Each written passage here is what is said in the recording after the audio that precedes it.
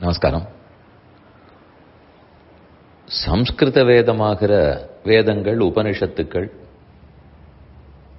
அல்லது தமிழ் வேதம்னு கொண்டாடப்படும் ஆழ்வார்களுடைய 4000 பாசுரங்கள், இதற்கு நேராக படிக்கும்போது மேலோட்டமான ஒரு அர்த்தம், பொருள் இருக்கும். உட்புகுந்து வாசிக்கும் போது ரகசியமான அர்த்தங்கள் இருக்கும். அதை ரகசியார்த்தங்கள்னு சொல்லுவார்கள். இந்த சொல் நமக்கு பழகியது, ரகசியம். இந்த விஷயம் நம்ம 2 பேருக்குள் ரகசியமாக இருக்கட்டும், அப்படின்னா 3ஆம் பேருக்கு தெரிய வேண்டாம் என்று கருத்து. என் காதோடு ரகசியம் சொன்னார் என்றாலும் மற்றொருத்தருக்கு தெரிய வேண்டாம்னு சொன்னார். முக்கியமா இந்த பொருளில் தான் வரும். ஒரு சிலருக்கு மட்டும் தெரிந்திருந்து மற்ற பேருக்கு தெரியாமல் இருந்தால் அதை ரகசியம்னு சொல்லுகிறோம். இன்னொரு பொருளும் உண்டு. அது என்னதுன்னு தெரியவில்லை, மிஸ்டரின்னு சொல்லுவோம் ஆங்கிலத்தில். அது அந்த மாதிரி அன்று நடந்தது, அதில் என்ன ரகசியம்னு எனக்கு புரியவில்லை, ஏதோ இருக்கிறது. ஆனால் ஓரளவுக்கு புரியாமை, கண்டுபிடிக்க இயலவில்லை, அதையும் சொல்லுவோம். இங்கிலீஷ்ல சீக்ரெட்னு சொல்றோமே, அது பல அர்த்தங்களையும் வரும். யாருக்கும் அறியாமல் வைக்கப்பட்ட கோப்புகள், சீக்ரெட் ஃபைல்ஸ்னு சொல்லுவார்கள். இந்த பொருளெல்லாம் ஒரு பக்கம் இருக்கட்டும். ரகசியமான அர்த்தங்கள் என்று பண்டைய காலத்திலிருந்து உபனிஷத்து, இதிகாசம், புராணம், பாசுரங்கள் இதிலெல்லாம் சொல்லுகிறார்களே, அது ஏன் ரகசியம்? எல்லாம் எல்லாவற்றையும் படிக்க வேண்டியது தானே. வைணவ சம்பிரதாயத்தில் ரகசியத்ரயம் என்று 3 மந்திரங்களே சொல்லுவார்கள். ஒன்று திருமந்திரம், மற்றொன்று துவயம், 3வது ஸ்லோகம், சரம ஸ்லோகம். சர்வதர்மான் பரித்யஜ்ய மாமேகம் சரணம் பிரஜ அகம் துவா சர்வபாபேப்யோ மோக்ஷயிஷ்யாமி மாசுச்சஹான்னு கண்ணன் கூறினார். அந்த ஸ்லோகத்தையும் இந்த 3 ரகசியங்களுக்குள் சேர்த்தனர். அந்த ஸ்லோகம் உலகம் முழுக்க பிரசித்தமான ஸ்லோகம். அதை போய் யாருக்கும் தெரியாத ரகசியம்ங்கிறார்களே, அது ரகசியம்னு சொல்லப்படுவதற்கு ஒரு காரணம் இருக்கிறது. எந்த பொருள் நன்கு ஆராய்ந்தால்தான் புரியுமோ,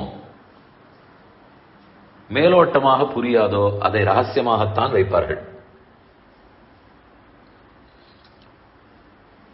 நமக்கோ வேலை பளு, நேரம் இல்லை, 2 நிமிஷம் 4 நிமிஷத்துக்குள் ஏதாவது படித்து தெரிந்து கொள்ளலாமான்னு பார்க்கிறோம். அந்த மாதிரி தெரிந்து கொள்ளக்கூடியதை எல்லாருக்கும் கொடுத்து விடுவார்கள். ஆனால் அப்படி தெரிந்து கொள்ள முடியாது என்றால் அப்ப ரகசியமாக வைப்பார்கள். யார் நேரம் ஒதுக்க தயாரோ அவர்களுக்கு தான் கொடுப்பார்கள். உதாரணத்துக்கு இந்த ஸ்லோகத்தையே சொல்லுகிறேன். சர்வதர்மான் பரித்யஜ்ய, எல்லா தர்மங்களையும் விடு, மாமேகம் சரணம் பிரஜ, என்னையே பற்று,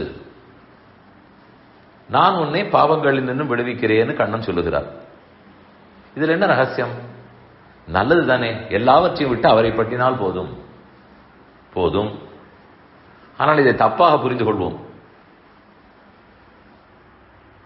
எல்லா தர்மங்களையும் விடு, இது கண்ணனா சொல்ல வேண்டும்? சொல்லலாமா?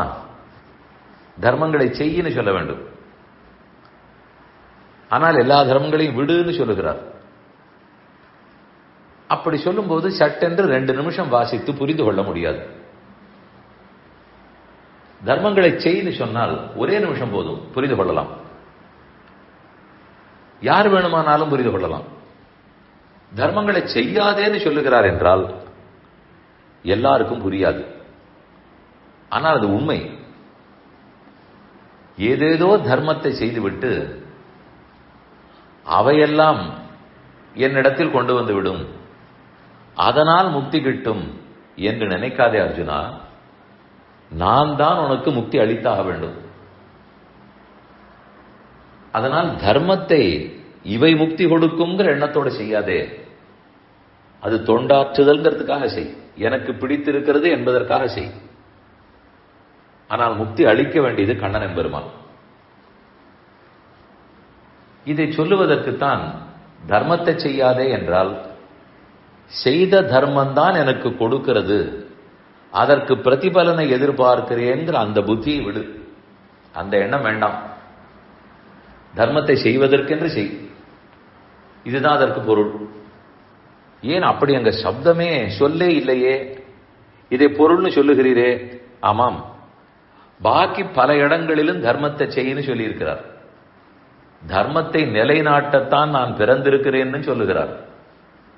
அப்படி இருக்கிறவர் திடீர் என்று கடைசி அத்தியாயத்தில் தர்மத்தை விடுன்னு சொல்லுகிறார்? சொல்ல மாட்டார். மற்ற இடங்களுக்கு முரண்படாமல் பொருள் சொல்லியாக வேண்டும். நான் ஒருத்தரை பற்றி கொண்டாடி பேசினேன், இந்த நல்லவர் அந்த நல்லவர், பழகுவதற்கு இனியவர், எளியவர், கொடையாளி எல்லாம் சொன்னேன். உடனே அதே வேகத்தில் ஆனால் அவருக்கு குணங்களே இல்லை என்றும் சொன்னேன்.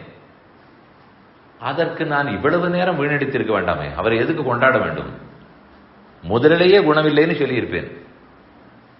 இப்படி சொல்லுவது வேணும் என்று நான் பேசினேன். இந்த இடத்தில் குணமில்லை என்றால் துர்குணமில்லைன்னு அர்த்தம். பண்பில்லாதவர்னா தீய பண்பில்லாதவர்னு பொருள். அப்போதுதான் நான் முன்னாடி செய்த கொண்டாட்டத்தோடு அது பொருந்தும்.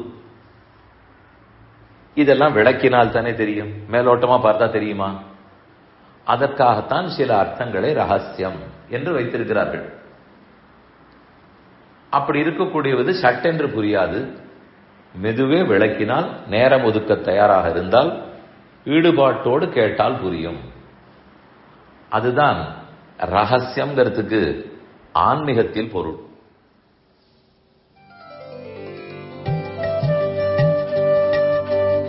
இந்த என் பணி ஆடியோவை உங்களுக்காக வழங்கியவர் வேலுக்குடி ஸ்ரீ கிருஷ்ணன் சுவாமி. இந்த ஆடியோவை தினமும் உங்கள் மொபைலில் பெற கிஞ்சித் என் பணி KINCHITENPANI என்ற ஆப்பை கூகுள் பிளே ஸ்டோரிலோ அல்லது ஆப்பிள் ஐ ஸ்டோரிலோ டவுன்லோட் செய்து கொள்ளவும். தினம்தோறும் இது போன்ற உபன்யாசங்களை கேட்டு மகிழவும்.